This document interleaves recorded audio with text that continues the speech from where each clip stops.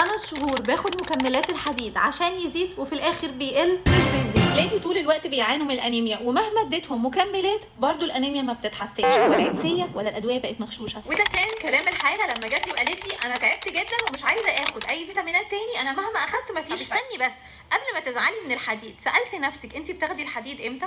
انت عارفه ان الحديد ده عنصر اناني ما بيحبش ولا عنصر يجي جنبه. اي حاجه بتيجي مع الحديد بتوقف امتى؟ لو اخدنا الحديد بعد الاكل كاننا ما اخدناش الحديد، لو احنا اخدنا الحديد مع كوبايه اللبن عشان الحديد بيوجع بطننا كاننا ما اخدناش الحديد، وهو ده اغلب الحالات بتعمله. تاني غلطه بتعملها حالات كتيره جدا انها بتروح الصيدليه وتشتري مالتي فيتامينز موجود جواه حديد وتقول يلا ده هيعوض نقص الحديد. ده عمره ما هيعوض نقص الحديد، لان كميه الحديد اللي بتكون موجوده في المالتي فيتامينز قليله جدا، غير كافيه تماما ان احنا اصلا نعوض بيها نقص الحديد. غير ان في اكتر من 5 انواع من مكملات الحديد، كل حاجه منهم ليها تركيز. انت رحتي الصيدليه واشتريتي اي حديد موجود واخدتيه وما عرفتيش اذا كان ده التركيز المناسب ليكي او ده النوع المناسب ليكي، بس انا طبعا مش هسيبك كده. لو انت عايزه تعرفي اهم انواع الحديد اللي موجوده في الصيدليه ليكي او لاولادك اكتبي لي كومنت تحت الفيديو بكلمه حديد وانا هقول لك كل الانواع بكل التركيز. وعشان انتوا غاليين عليا دلوقتي هقول لكم الفرق بين كل انواع الحديد وانهي نوع ممكن يكون مناسب لكل حاله،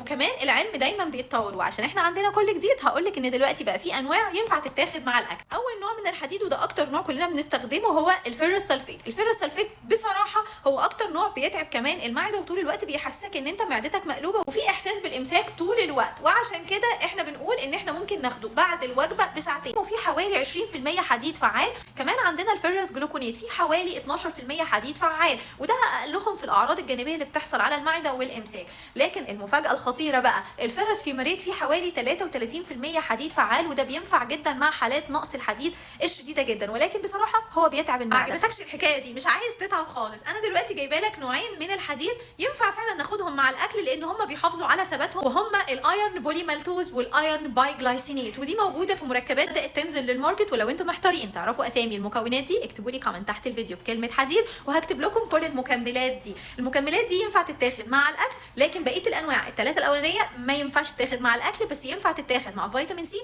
لان فيتامين سي هو العنصر الوحيد اللي بيزود امتصاص الحديد. عرفتي بقى ان مش كل حاجه تنفع صاحبتك تنفعك، وان اللي ينفعك ما ينفعش اولادك، وان كل واحد فينا دايما في حاجه مخصصه ليه متفصله عشانه هو. يلا بقى اعملي شير الفيديو ده مع صاحبتك اللي طول الوقت بتشتري مالتي فيتامينز وما بتستفدش. بقول لك ايه بقى، مش كفايه لف على المعامل وتحاليل ملهاش اي لازمه؟ فيتامين بي 12 ايه ده اللي انت رايحه تحلليه؟ لو انت بقى محتاره تحللي فيتامين بي 12 ولا لا استني الفيديو الجاي وهقول لك مجموعه من الفيتامينات اللي ملهاش اي لازمه خالص ان انت تحللي. وما تنسيش تعملي لي فولو وتستني كل جديد في عالم الفيتامينات، وهستناكم. العروض شغاله في العياده كل يوم. باي باي.